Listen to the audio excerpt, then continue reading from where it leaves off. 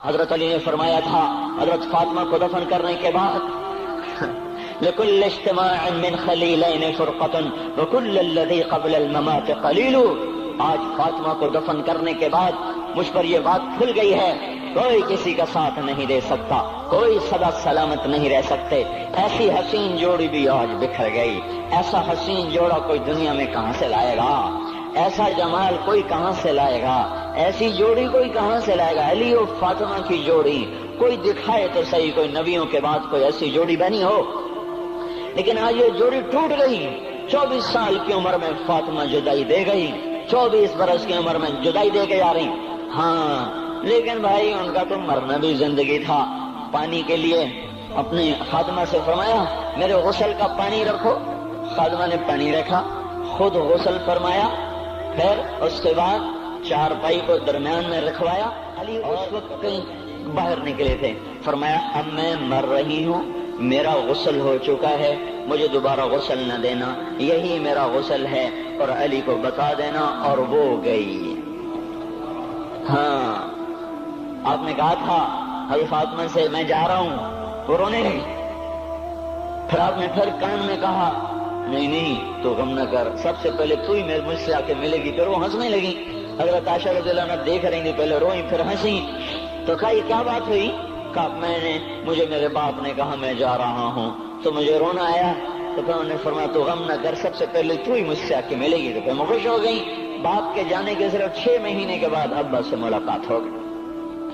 تو حضرت علی فرما رہے ہیں آج دیکھو دیکھو ان افتقادی فاطمہ بعد احمد دلیل علی اللہ یدوم خلیل. آؤ آؤ دیکھو دیکھو، میں نے انہی ہاتھوں سے محمد مصطفیٰ، آج انہی ہاتھوں سے میں نے فاطمہ کو اتار دیا. آج مجھ سے کہ دنیا کا دھوکہ کھل گیا ہے. مجھے پتہ چل گیا ہے کہ یہاں کوئی دوستی سلامت نہیں رہ سکتی، کوئی گھر آباد نہیں رہ سکتا. کل بیت وان طالت سلامتها یوم ستدرکها النکباء والحباب. او میرے بھائیو، کوئی گھر کتنا آباد رہے، سلامت رہے، ایک دن آتا ہے کہ مکڑی کے جالوں کے سوا وہاں کچھ نہیں ہوتا، ہواؤں کی سنسناہٹ کے سوا وہاں کچھ نہیں ہوتا.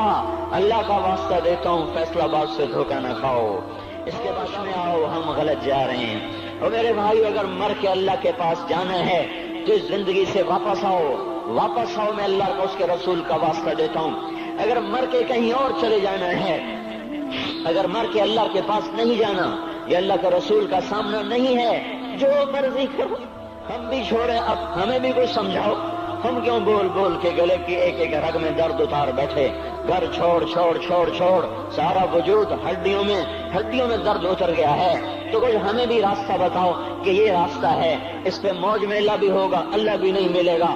آؤ ہم سب تم پھر ہم بھی مل کر تمہارا ساتھ دیں. ہم کیوں ایسے کھاری اٹھائے ہوئے در در کی ٹھوکریں کھاتے پھر رہے ہیں؟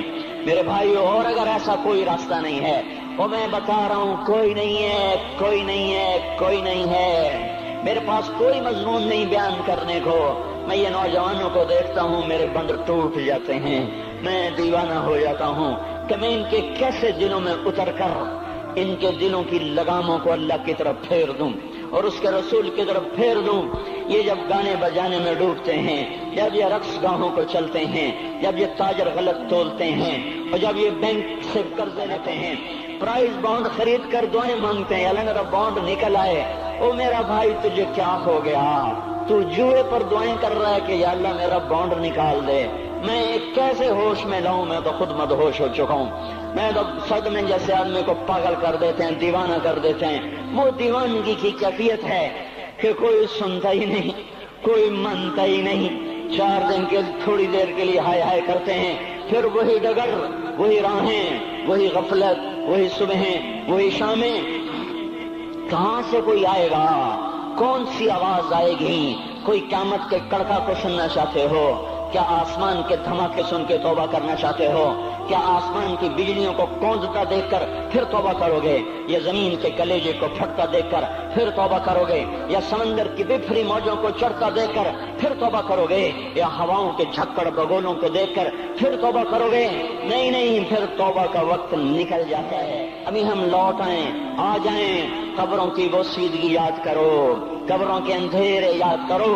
اور میں آپ کو سنا رہا تھا، اس قبر نے مجھے روک لیا، اس کی ایک ایک مٹی کے ذرے نے مجھے کہا کچھ ادھر پڑھ دو، یہاں کوئی نہیں آیا۔ ہاں کوئی نہیں آیا کرتا، کوئی نہیں آیا کرتا، یہاں علی فاطمہ جدا ہو گئے، باقی کون ہمیشہ رہ سکتا ہے؟ اور جب جدائیاں ہوتی ہیں پھر کیا ہوتا ہے؟ كأن لم تكن بيني وبينك خلة ولا حسن ود مرة في التباذل۔